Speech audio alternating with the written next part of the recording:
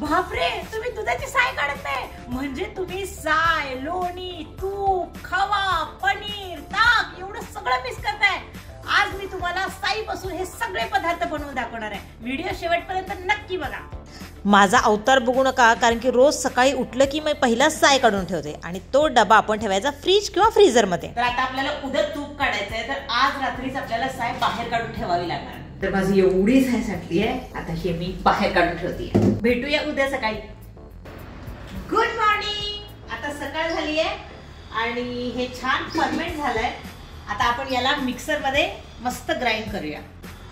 आपल्याला हे भांड घ्यायचं आहे, हे असलं जे ताक काढायचं असतं ना, ज्युसर टाइप मध्ये. आता साय माझी खूप साठली आहे, एवढं सगळं एकत्र नाही घालायचं, थोडं थोडं घालायचं. आता मी एवढी साय काढली याच्यामध्ये. आता याच्यामध्ये अजिबात पाणी घालायचं नाही, आपण पहिला तसंच ग्राइंड करून घ्यायचं. असं थोडं फिरवायचं, बंद करायचं, परत थोडं फिरवायचं. एक 2 मिनिटं तरी बिना पाण्याचं फिरवून घ्यायचं.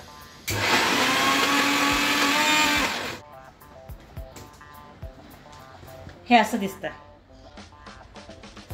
हे असं क्रीमी क्रीमी दिसायला लागलं ना, तर पहिला थोडस पाणी फ्रीज मध्ये गार व्हायला ठेवायचं. ऍक्च्युली गार घातलं नाही तरी चालतंय, पण गार घातलं की कसं मलाई एकदम साईडला वरती येते. पण मी गार पाणी ठेवायचं विसरले, म्हणून मी आता साधंच पाणी टाकणार आहे.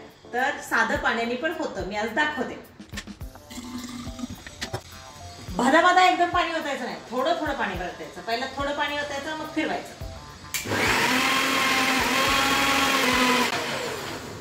परत उघडून बघायचं. अशी क्रीम झालेली आहे आणि पाणी घालायचं.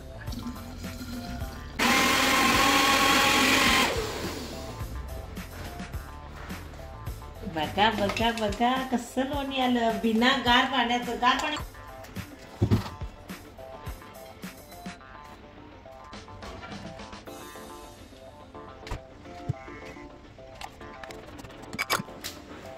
आता हे मी फक्त किती 20% साईजचं केलंय. इकडे बघा, फक्त 20% साईजचं एवढं लोणी निघालं. आता हे जे आहे ते एकदाच फिरवलं मी, म्हणजे एकदा लोणी काढल्यानंतर त्याला परत फिरवायचं नाही, कारण की याच्यातनं लोणी येणारच नाही. त्यामुळे आता हे जे राहिलंय हे ताक आपण एका पातेल्यात काढून घेऊया. हे बघा, खाली पण लोणी राहिलंय. आता सेम प्रोसेस राहिलेल्या पण साईजची करायचं. आता मला भरपूर साई आहे, त्यामुळे 3-4 वेळा करावं लागेल. हे शेवटचा राऊंड आहे हा. माझी साईज जरा जास्त साठली होती, त्यामुळे मला 2-3 वेळा सेम प्रोसेस करावी लागली आणि शेवटी एवढं लोणी निघालं. सगळं त्यातलं ताक काढून टाकलं आणि फक्त लोणी आहे. आणि असं पूर्ण दाबून दाबून आत फुललं. हे मला वाटतं 1-1.5 किलो तरी आरामात आहे. आता याचं डायरेक्ट तुम्ही कढवायला ठेवू शकता तूप काढायला, किंवा हे तुम्ही असंच फ्रीज मध्ये ठेवू शकता. आणि तुम्हाला वाटलं की 2-3 दिवसांनी, आता वेळ नाही आहे किंवा आता तुम्हाला हे बटर खायचं आहे, तर 2-3 दिवसांनी, 8 दिवसांनी जरी तूप काढलं तरी चालतंय. मी मस्त म्हणजे ब्रेडला लावून खाऊ शकता. मी आज तूप काढणार नव्हते म्हणून लोणी फ्रीज मध्ये ठेवून दिलं. आता हे एवढं ताक निघालं. आता काही जण हे कढीपत्त्याला घालतात, काही जण कुत्राला घालतात, पण मी काय करते माहितीये, आता याचं मी बनवते पनीर. कसं, हे बघा. आता याला उकळायला ठेवूया आपण. आता मी याला बॉईल करायला ठेवलंय. आता हे भांड आहे, याच्यामध्ये थोडंसं खाली लोणी लागलंय आणि ते मी हाताने काढू शकत नाही, कारण की बोटाला लागेल. त्याच्यानंतर या भांड्यांमध्ये पण थोडं थोडं लागलेलं आहे. तर काही जण काय करतात, गरम पाण्याने हे धुतात, म्हणजे लवकर निघेल. पण मी काय करते, आता हे बॉईल करायला ठेवलंय, हेच गरम पाणी याच्यात टाकते, विसरते, परत त्याच्यामध्ये टाकते. म्हणजे भांडे पण स्वच्छ झाले आणि हे जे आहे ते वेस्ट पण जाणार नाही, ते डायरेक्ट त्याच्यामध्ये जाईल, म्हणजे त्याचं पण पनीर निघेल. अशी आहे मी कंजूस बाई. हे काय? अरे ते उकळत आहे ना, तोपर्यंत मी इकडे चीज बॉल्स बनवते. हे तुपात टाकायचं? याची रेसिपी मी वेगळी सांगेन, तर तुपाची रेसिपीकडे लक्ष द्या. आता याला उकळी यायला लागली. आता मी याच्यात लिंबू पिळणार. आता किती लिंबू टाकायचे असा प्रश्न येईल, पण असं काही नसतं. जोपर्यंत तुमचं दूध फुटत नाही, पाणी वेगळं आणि घट्ट वेगळं होत नाही, तोपर्यंत तुम्ही लिंबू पिळायचा. मग तो 1 असो किंवा 2. फुटलाय आणि इकडे चीज बॉल्स पण रेडी आहेत. झालं पाहिजे पाणी आणि असं कठीण, असं वेगळं झालं पाहिजे. आता हे दूध फुटलंय ना, आता ह्याला आपण गाळून घेऊया.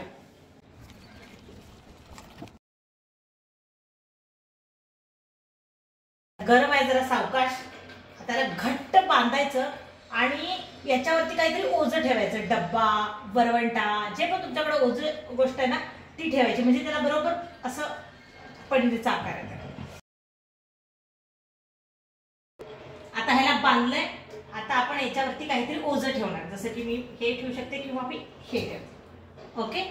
आता एक 15-20 मिनिटांनी आपण बघूया पनीर. तर 15 ते 20 मिनिटं झालेले आहेत आणि हे आहे आपलं पनीर.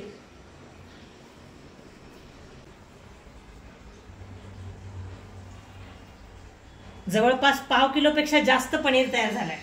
आता 2 दिवसानंतर मी तूप बनवायला घेतलं. आता राहिलेलं बटर मी याचं तूप बनवायला टाकते. एका कढईमध्ये हे पूर्ण लोणी काढायचं आणि एकदम बारीक गॅसवरती ठेवून द्यायचं. हळूहळू लोणी मेल्ट व्हायला लागेल. असं मध्ये मध्ये हलवायचं, नाहीतर करपून तरी जाईल, नाहीतर उतू तरी जाईल. कंटिन्यू हलवायची काही गरज नाही, पण तिथेच उभं राहावा, जाऊ नका कुठे. मध्ये मध्ये असं थोड्या वेळाने हलवत राहावा. आता आपलं हे मस्त घरगुती दाणेदार तूप रेडी झालं. थंड झाल्यानंतर काचेच्या बॉटलमध्ये गाळून घ्या त्याला. आता जे हे राहिलेलं आहे हा तयार झालेला आहे खवा. त्याच्यामध्ये साखर घातली की विकत कुठंच मिळणार नाही, कारण की इतकं तूप आहे याच्यामध्ये आणि ते पण घरगुती. अशा पद्धतीने मी घरीच लोणी, तूप, पनीर, खवा, ताक सगळं बनवलं. काही नवीन शिकायला भेटलं असेल तर लाईक नक्की करा.